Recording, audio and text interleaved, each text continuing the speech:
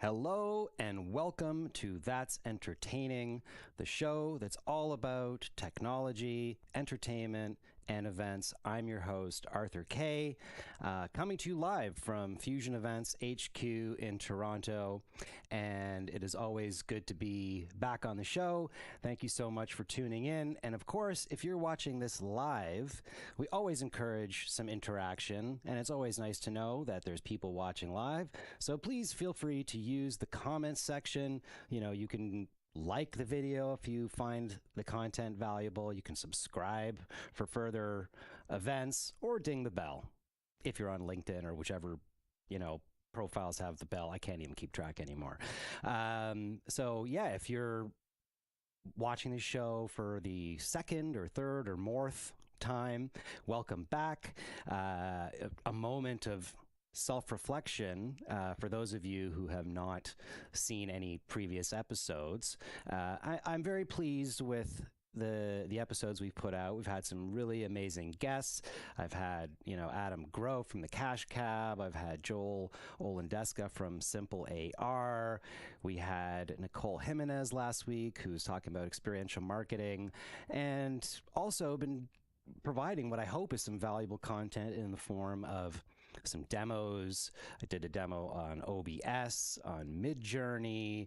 We tried out some various different AI tools for creating business names and logos, etc. So if you want to check out that content, you can always find the shows on our YouTube channel, which is, if you just search on YouTube, Fusion Events or at Fusion Events Interactive, you'll find our page, and then you'll want to scroll over to the live section because all of our shows are live, and you can see all the shows there. So what's on the docket today? I'm really excited about the show today because we're going to be talking about some hard-hitting topics related to the events industry. I have an amazing guest, Phil Hart, who's a friend and an industry veteran who's been in the events industry for over 3 decades, and he has a wealth of knowledge and experience. He's been through all the financial crises, all of the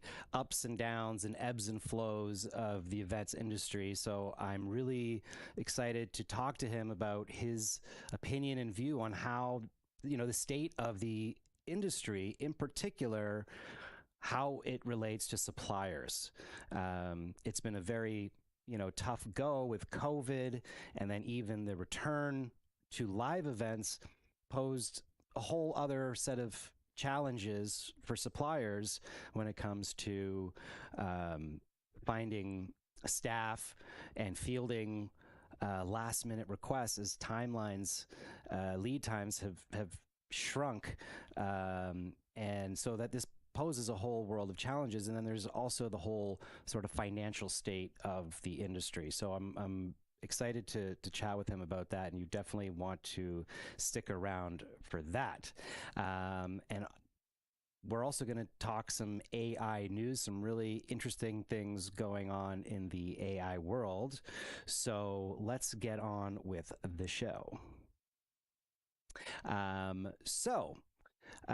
Lots of shakeup in the world of AI. You may have heard that Sam Altman, the CEO of OpenAI, who is responsible for ChatGPT, was out of the blue fired from his role by the board of directors. And by the way, if you go look up who the board of directors are, they all look like they're 12 years old. I'm sure they're probably technical geniuses, but possibly lack some experience in the world of business and these types of dealings. They all seem extremely young. And there's been a lot of drama around this. So the staff of OpenAI, I think of 600 strong, sent a letter to the board of directors threatening to quit. And the next day, Microsoft CEO hires Sam Altman in some new position. So either way, it seems like Sam Altman isn't going anywhere, and he'll, in one way or another, be in control of OpenAI. So that's, this has happened so fast over the last couple days that this news is still unfolding. And who knows what happens? Sam Altman is definitely a interesting guy. Quite frankly, he kind of creeps me out a little bit. He's just very robotic, and I just get a little bit of weird vibe. That's just me personally. But again, he's obviously a brilliant mind, and what he's done with OpenAI and ChatGPT is absolutely incredible. But the saga will unfold in front of our very eyes over the next little while. So I'll be keeping my eye open and, seeing what happens with that. And in other AI news, and also sort of somewhat related to ChatGPT, I'm not sure. Well, you know what? I think the best thing for me to do to explain this next, I'll call it a hardware and software bundle that's making waves on the internet right now, is to show you a video of exactly what that is. And, let's take a look. Isn't life about what we experience, what we smell? Can I eat this? Yes, dragon fruits are low in sugar. What we hear? Hey, what should I get here? 我在这里该点什么呢？ What we see? Oh. Capture this. Sweetie. And what we feel? What if we build more memories? What are some fun things to do nearby? Share more moments. Play songs from the last time we were here. What would happen if we rediscover our senses? What if devices weren't the experience? Catch me up. Lucy called and your flight is at 7 a.m. Tell Lucy I'm on my way. What if life was?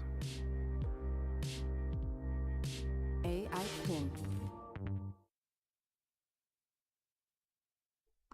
So that is the AI pin by Humane.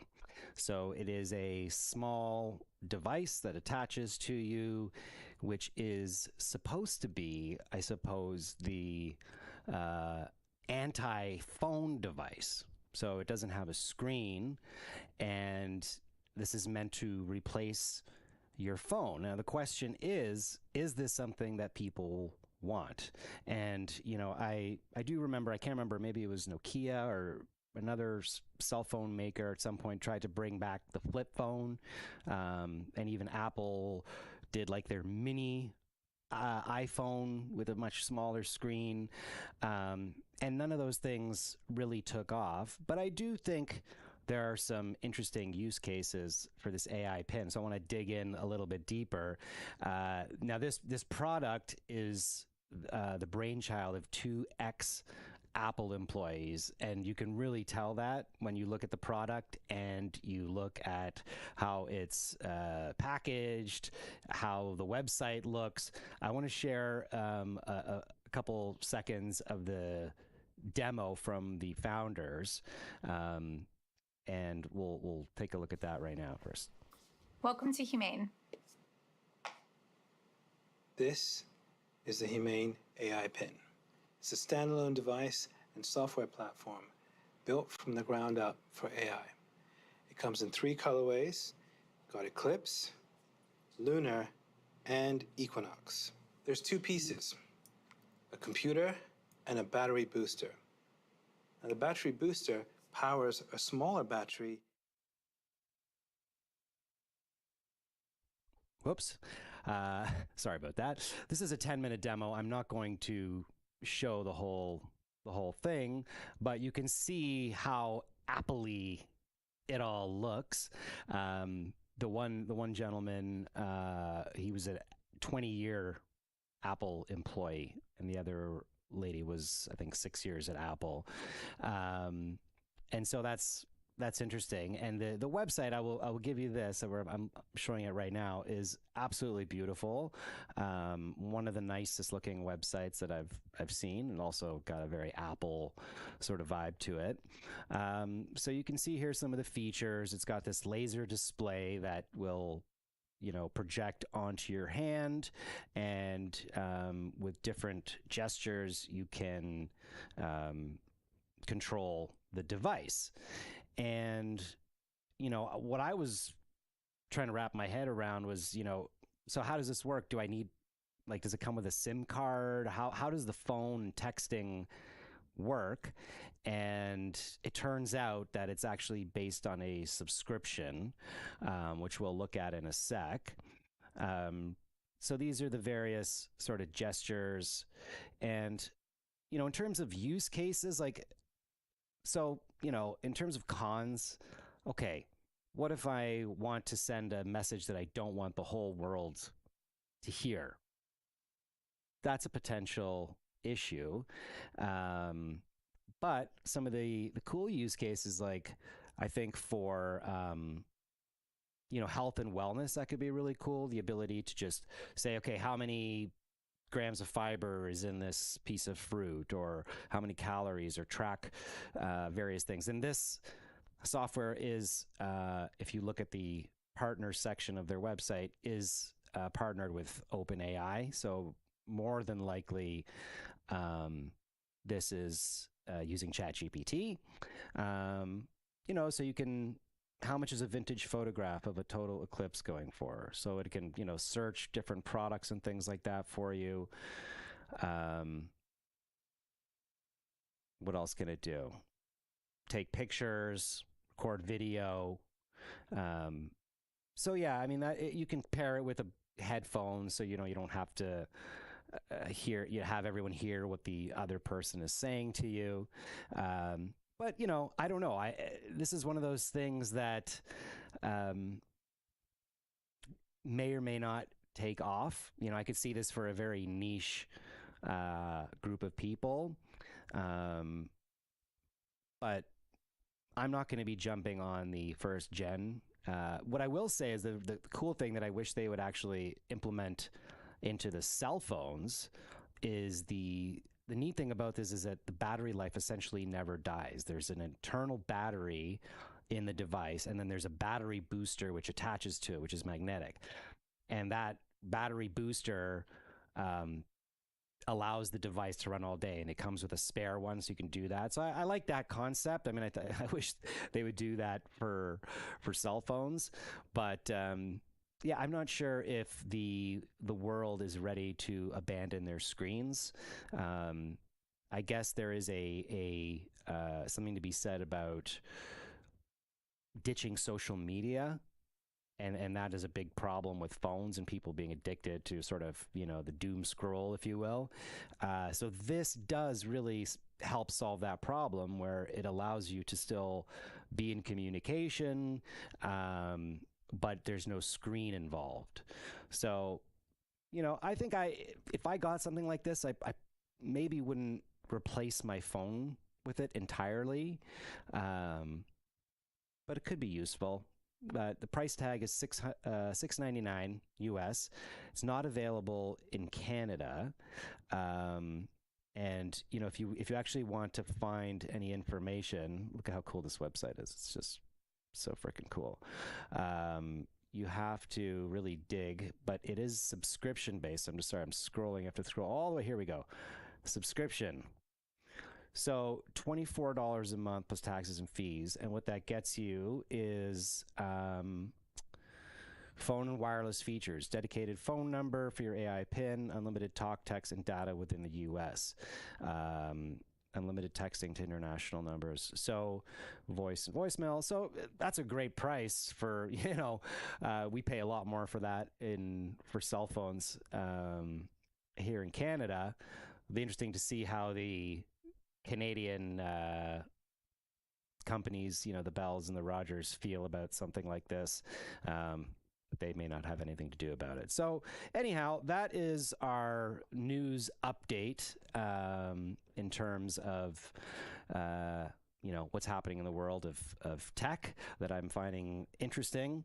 And now it's time to get into the show with my guest. And as I mentioned earlier, I've known Phil for, I think, over 15 years now. And Phil has been bringing joy to many events for so many years through his amusement company and through experiential marketing, experiential activations. And he's a wonderful guy, and I'm really looking forward to getting into this conversation. So without further ado, please allow me to introduce you to Phil Hart. Hey, Phil. The audience is clapping for you. Thanks for that wonderful introduction. My pleasure. How are you today? I'm great. Might be snowing outside. I know. I'm looking out the window and it's nasty. Yeah. Other than that, things are good. Thanks for asking. Good. I'm glad to hear. And so thank you Great to be here. Yeah, thanks for joining me on the show today. I'm excited to get your perspective on things. But before we dig in to the nitty gritty, if you could please, share with the audience a little bit of your extensive history and how you got into the events business and how Hart Entertainment came to be. Okay, that's a great question. And it's very rare that I even discuss it anymore to begin with. So my partner and brother, David Hart, actually found the company when he was 9 years old. My uncle ended up buying my brother and my cousin a book on magic. And that's how a lot of people actually started in the entertainment business. Even Johnny Carson started as a performer doing magic. And one thing led to another, and my brother met some people when he was 10 and 11 years old at this point, and they had no idea how old he was. He got a separate telephone. We went back like 40 years ago. He got a separate telephone in the house, and he ended up doing business cards and started to hand them out. And one thing led to another, in different libraries throughout the GTA found out about him and different corporations. And, back then he's like this high and he's got bright red hair and blue eyes and freckles. And they used to wear tuxedo to the events at 10 and 11 years old. And they called him the Great Freccolini. And the next thing that happened is he was doing this every weekend. And this is before vans, essentially. And obviously he wasn't 16 yet. So my very proud mother would drive him from event to event throughout the city. And what happened is, years later, when he was going to university, nothing had really changed. And he was still doing events and performing. And at that point, I'm 6 years older than David. And I've always had my own marketing businesses. And I sort of turned to my brother and said, we should really grow this space together. We feel that there's a real opportunity. This is about 35 years ago. And at the time, you could buy something from you could rent different things from different companies. And I realized, examining his business at the time, that the future was more of one-stop shopping. So the idea was to buy more equipment than every competitor combined. So they would just be sourced to come to us, also for great service and the best pricing.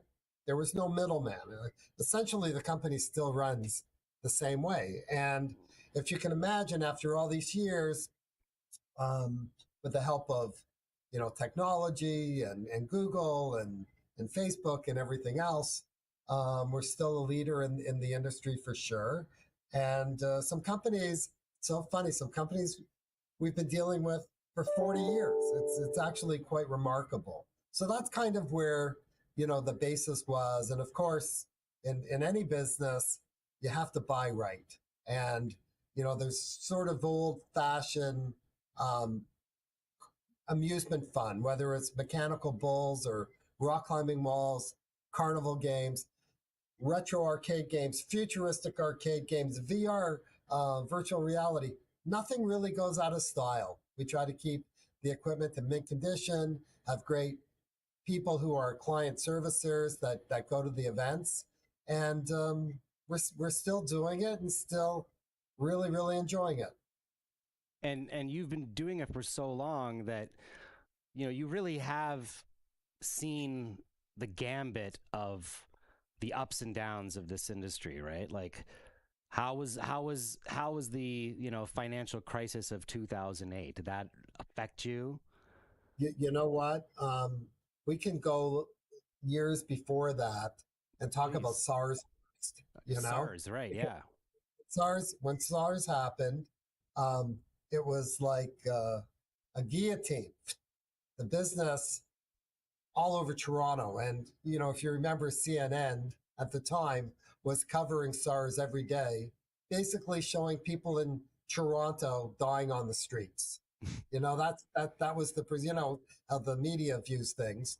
Yeah. People did not want to get together during SARS. Forget about COVID for a second. People didn't want to get together during SARS, and business was down. Again, 100% overnight. Every event canceled, everything else. And that probably went on for 4 or 5 months and remedied itself. And of course, the financial crisis.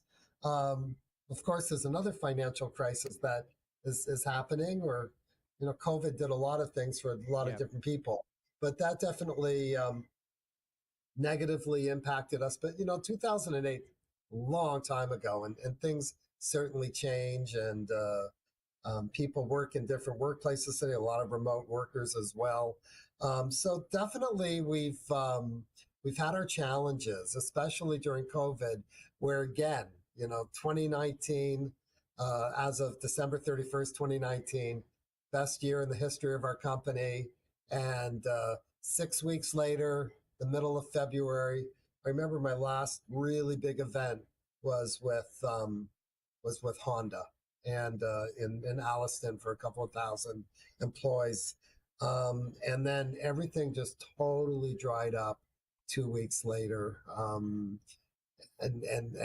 till this very point, COVID definitely it's sort of, legally over, I think, in terms of where it was. But we were negatively impacted for 18 months. And of course, like everyone else, we went to the virtual, space, and we did about 100 events. We talked to all of our performers at the time and said, we want you to do game shows. We want you to do magic. We want you to do, one person's a well-known fire performer. And we just started to market it through email blast to all of our clients. And we ended up doing, approximately 100 events. Our offices became studios. And that was, I don't know if we made any money doing that, but it was really great to. I was just going to say that, that a lot of people went to virtual, but it was really a Band-Aid solution to survive, right? It wasn't something that everybody came out winning doing, right? It was like, okay, we adapted, we made it through, but by no means did that make up for the 18 months or whatever it was of no live events, right? Especially, when you have a gigantic warehouse and you have inventory. That must have just been like, because I'm a more or less a solopreneur. I don't have a giant space. I don't have a big inventory. That must have been like so stressful, like dealing with that. Well, of course, I forget the exact day, around March 15th, 2020, I had to send an email to 12 full-time staff and say, you're not needed anymore. This is what's going on. And the government's going to be starting a program. But we've been advised by the provincial government, the federal government, that we're closed down. And a couple of months later, we were selling some sanitizing products so we could legally go to the office. Our offices are at Castlefield in Caledonia. I remember when, this is insane, and I wish I had a video of it, but I remember when the police were told to visit different locations in Toronto on horseback to see if there was any cars parked in the back, to knock on doors to see if any people were working in their buildings. So things have certainly changed in the last, approximately 3.5 years or so. No question. But I mean, we got by that time. We got by that time by, if you're actually filming stuff, if you're actually doing live streaming from your place, then it was considered television, and film and television, which is allowed to operate during that time. So that's the only they got way. A trump card. Yeah, that's the only way we were able to with You Request Live, because we're a 10-piece band plus crew. We were like 20 people. There were times where you could only have 5 or 10 people in a room. So that's how we sort of got by that sort of a loophole, if you will. It's very interesting. I mean, the band's great. At the same time, we tried to be pretty creative, and we ended up going out and developing a venue. We have our space here, and I went outside and I said, oh boy, we have 7,000 square feet of parking lot that we're not using. So we ended up re-asphalting it, and I had this idea to call it the Laneway. It's the lanewayto.com, and we took one side of our building, which is 170 feet long. My brother David commissioned 6 graffiti artists, and we reached out to the event planners, and we said, hey, we're going to start, I don't know when we can legally do this. So we started a venue, and we're still doing it. We've done over 45 events, corporate, weddings, bar and bat mitzvahs, and people didn't know. Can you have 25 people outside together? Can you have 10 people? Anyway, it was really good timing for us, because there were other event planners in the city that we wanted to put on weddings and corporate events and bar mitzvahs. It had to be outdoors, right? So that had to be outdoors. Yeah. So yeah, and it's still going on, and we're open from May 1st till about October 15th. And it was just an extra way to do events. We've had events there for 400 people. It's crazy. And that's one of the silver linings of the pandemic, is that some of us have picked up some interesting and new ways of making income during the pandemic, which actually continued on after the pandemic was done, right? So that's one nice thing that came out of the pandemic. Exactly. I mean, mother of invention, right? Exactly. And now I So, want to ask what is your you, rule? Right. yeah, I want to ask you, so, okay, so we got through the pandemic. My question, and this is like, I want to open the perspective to, especially to planners from the supplier side. Is the recovery done for suppliers? I'm not just talking about you. I'm just saying in general. Do you think that the recovery from the pandemic is over? Are we still recovering from it? Right, because a lot of companies just flat out went out of business during the pandemic. Some barely squeaked by and did so by getting a tremendous amount of debt, either personal business debt or taking one of these Canadian SEBA loans. For anybody who's from the US watching this, that was, a lifeline thrown to businesses. And Phil, I got to tell you, I spoke to an American friend of mine who runs an entertainment business there, and they got grants that were they didn't have to pay back. And the grant, and this was for the entertainment sector. I don't know if it was for other sectors, but in the entertainment sector, they put this fund together that was like billions of dollars for theaters, for agents, and they got a grant, almost no questions asked, if you applied for it, of 20% of their previous year's gross income. So if you made $1 million, you get a $200,000 grant for free. Now, compare that to Canada, where at most you got 60 grand from the SEBA loan, or you got or 40 grand, right? There was like the two options. And then there were some employment help, right? There were some programs you could, I don't know if you had to pay those back, or did you have to pay those back? Those employment, I can't remember what they were called. No, the employment you didn't have to pay back. It was fantastic, because it allowed, what happened is, small business is the number one employer in Canada and the United States. So the government in January of 2021, because the SEBA is great, $20,000, $40,000, $60,000, but it's not a lot of money in the scheme of things. That could be 2 weeks of expenses. So they had something called a HASCAP loan. And the HASCAP loan was promoted by the Business Development Corporation, and allowed any business to borrow money based on their previous year's end. So if you're profitable the year before, they gave you money even if your sales were zero. And the reason they call it a continuity loan is because there was no personal securities as well. The security is there's no collateral. Sorry, there's personal security. There's no collateral security, which means that they were giving away anywhere, whatever you wanted, up to $6.5 million. And for a lot of companies, depending on what you want, whether it's $500,000 or $1 million or 300,000, it was impossible actually to get loans without collateral. So the government realized that with these HASCAP loans, that they're payable over 10 years at, I think it's 4%.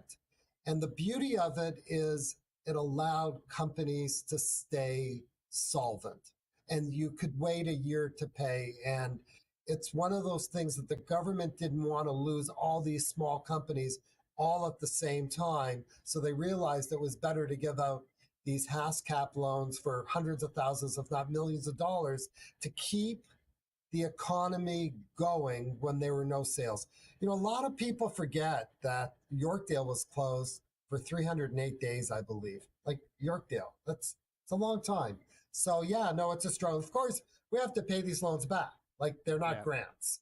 Yeah. So, myself and tens of thousands of other Canadian companies that borrow, they have to, pay them back. So hopefully they have the ability to pay them back. And there's no question in our industry, of the event industry, we deal with universities and elementary schools and nonprofits and companies. There's, especially with universities and schools, there was a huge pent up demand because, certain kids didn't even go to university. I mean, they're paid for university, they're working remotely, and they didn't get the experience.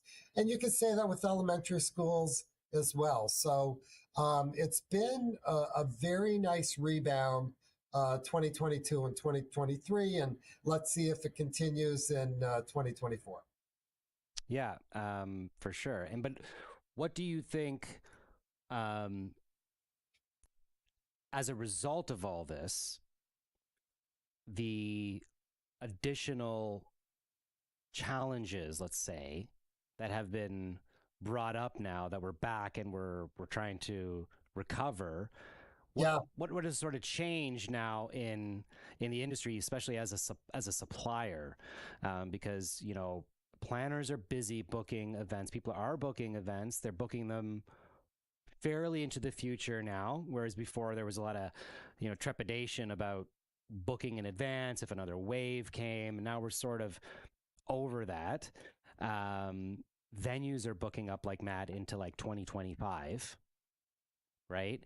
What is it like on the supplier end, and what are the challenges that you're facing, or that you think like the whole industry of suppliers is faced with now? From a financial angle or from a event angle? Any angle, both. Well, obviously, from, as we just discussed, from a financial perspective, it's very onerous, all the debt that people, take on. But we kind of look at that as the debt becomes like an employee. So maybe we can't hire as many people as we used to have because we want to sort of pay down our loans a little more. But at the same time, that means everyone has to work a little bit harder and a little bit smarter and a little bit of this. And, we find with the events, because we had a really good run the last 18 months, certainly. And we're just finding that even at the holiday season right now, it never surprises us how many companies will book us today, tomorrow, in a few days for a holiday event that they've had on their books for, several months. Certainly they have to have the venue, they have to pay for the food, etc. And then they're saying, well, we don't have enough of whatever. Maybe we want to make it a Casino Royale event. Maybe we want to do retro arcade. Maybe we want to have performers. Maybe we want to have a DJ, whatever, photo booths, whatever it might happen to be. So it's I mean, this has been going on for a few years now, that the window of working with a client who already has their space can be 3 weeks away for a large event of 500 people or 200 people. So usually we look at that and it's been done, but we can see now clients are waiting much later because they know they can, to book our services. Yeah, I mean, the way I see it is that the problem with that is that it puts a tremendous amount of pressure and strain on a group of suppliers that are already under a tremendous strain, because, as you said, we're hiring less people so we can pay down our debts. We have to work harder, we have to work smarter. And when you're thrown, especially this time of year, and I can attest to it as well, when you're just thrown all these events all at once, and it really is a challenge. And I don't know what the solution is, Phil. My mission is to hopefully, and I don't even know if it's in the planner's faults. Like, when it comes to professional planners who work for event planning companies, I feel like they know what they're doing. But when it comes to in-house companies, I feel like these holiday events and a lot of smaller events, social events, get thrown to someone who works at the company, like someone who works as the, office administrator, or, as someone in marketing, or who are being thrown to plan these events. They don't really know what they're doing. And then they're thrown this last minute task of planning a super fun event that's supposed to motivate their entire team for the next year. And it's just it just ends up putting a lot of pressure on suppliers at the end of the day. I wish I knew the answer to how to solve that problem. What do you think? Is there a way to remedy this? What we've done is not really, but inflation's real. You have clients who haven't booked since December of 2019, and you quote them now, and it's like, oh my God, it's gone up. Well, I mean, you have to sort of be blind not to know what inflation is done. High interest, gas, labor, everything above.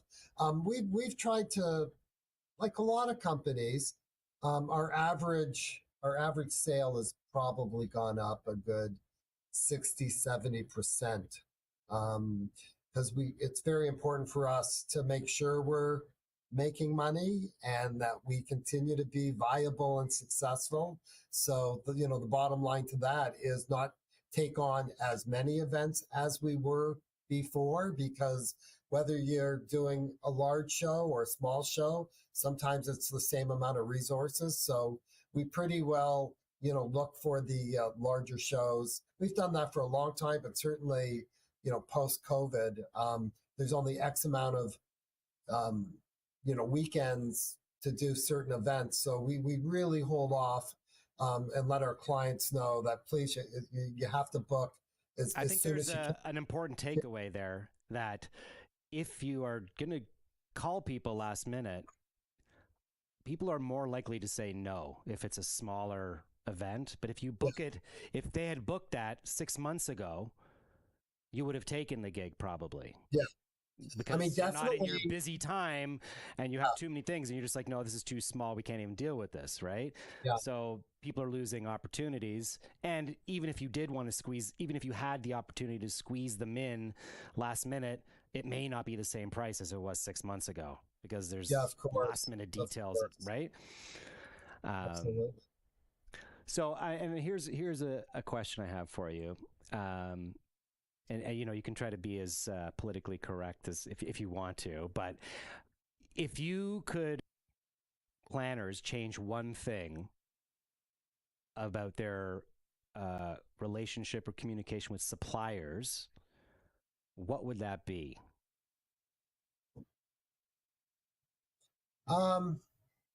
Is there one place where you find there's always friction, or there can be friction between planners and the supplier? Yeah, that's a great question. The purpose is to just educate people and to make things a smoother process, so everyone gets a sort of the point of view from the supplier. And I will have a planner on here to gripe about suppliers too. Yes, we certainly love event planners, and we're reaching out to have more professional event planners work with us all the time, because we have a great service and we want to deal with them. But, in our business, the way it was structured a long, long time ago, because we're the direct source and we have everything in our warehouse and the equipment, we're kind of event planners a little bit too. And we're not going to give you the menu, etc., but we can do that as well. But a lot of companies know that they're dealing with the source, and they'll just deal with us directly and not even have their event planners deal with us sometimes. They want to deal with us because they want to find out the latest and the greatest, etc. We find that sometimes, we've invested a lot of money into this company. And sometimes you have event planners that say, I want a ping pong table, I want a pool table, I want this, and they're mentioning antiquated equipment from the dinosaur age as far as we're concerned. And we have the virtual realities, we have the latest and the greatest. So we just like them to have an open mind, to listen to us in terms of what's going to work best, to have the best party for your clients, not maybe just what you feel is the best equipment. Talk to an expert who just invested a couple of $1 million to find out what's the latest and the greatest, to make sure their next event is memorable and the client will want to, book again and again and again. Yeah, I think that's a great point, because, it's easy as a planner, and I've done that myself, where you fall into sort of a comfort zone of the types of things that you're using in your events, the types of the supplier or the specific things, like you said, ping pong. Oh, the ping pong table worked great at the last event. Let's just do it on this event. But had they consulted with you, you may go, oh, hey, actually, you know what? For this crowd, for this event, for this space, maybe you want to actually try like a VR experience because it's a younger crowd and they'll really go nuts for it, and you can brand it or whatever, right? So I think the moral is have an open mind. Don't get too comfortable doing the same thing every time, and leverage your, and this is a big one, leverage your supplier's expertise. I cannot tell you how many times I've, been approached with bad ideas that I knew were terrible ideas that I said, you know what, love your idea, but as a professional and someone who's done this thousands of times, my suggestion is ... And sometimes it's right over there, and it is what it is. But, my hope is that people will have an open mind and take the advice of the professionals.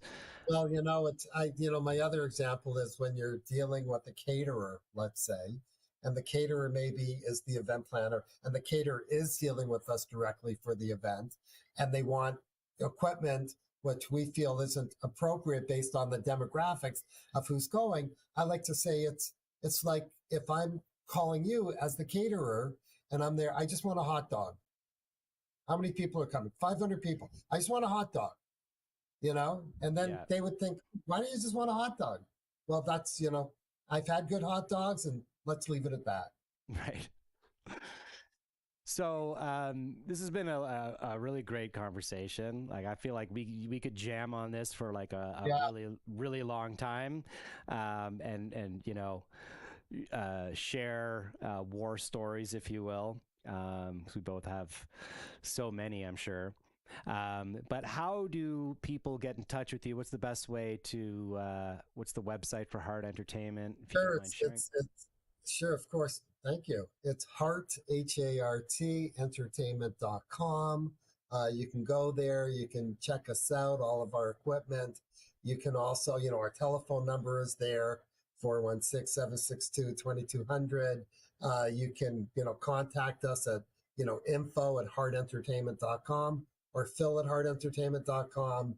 There's several people here that, would like to hear from you, and happy to, meet new people all the time. Our whole philosophy in business, and we've been doing this for over 35 years, is new people make the world go round. And we just love meeting new people and, discussing their event. As you can see, we're pretty passionate bunch over here, and we really want to, help the clients out as much as possible at all times. I can attest to that. I've hired Hart Entertainment many times, and it's always been a great experience. It's been great to have you. I'm so glad you shared your little bit of your history and some of your thoughts on the industry. And the one thing you actually just touched on, the point of the new people, is that there are so many new people in the industry now, right? A lot of the people that you may have dealt with in some of those corporations you did events for 40 years, a lot of them have new people handling the events, right? So it's building all these new relationships. Yeah, it's great. That's what makes business go around as well. But it's, people change all the time. I will say one thing about the event business moving forward, and anyone who's in the space, I think it's a really good space to be in as well. I mean, there's more event planners today and people in the business than I've ever seen, ever. And I think that's going to continue. And from whether it's corporate or personal or whatever it is, what's during COVID, what's the two biggest buzzwords out there? Employee engagement, and that's going to continue. And if one thing that COVID did was prove to your employees that you want to take care of them, that you love them, that you want to have events, whether they're big events, whether they're small events, There's so many different ideas to keep your staff motivated, and a motivated staff is a healthy staff, and a staff that will work harder. And it just proved that, you know, there's nothing better than human connection, right? Yeah. Totally. Well, I think, you know, I don't want to keep you too long because I know you're a very busy guy and we're already a little bit over time here, but I'm definitely giving you a round of applause and some confetti for you to thank you for coming on the show. So Phil, thank you so much. I hope we can catch up again soon. And thanks for being on the show. You're welcome. All right. Thanks, Arthur. All right. Take care, Phil. You too. Thank you. All right, so that brings to conclusion another episode. Thank you so much for coming through, tuning in. Hope you enjoy the show and got some value out of it. If you did, as always, we always appreciate you to subscribe, like the video, leave a comment, ding the bell, do all the things. Again, thanks for tuning in. I'm Arthur K, signing out.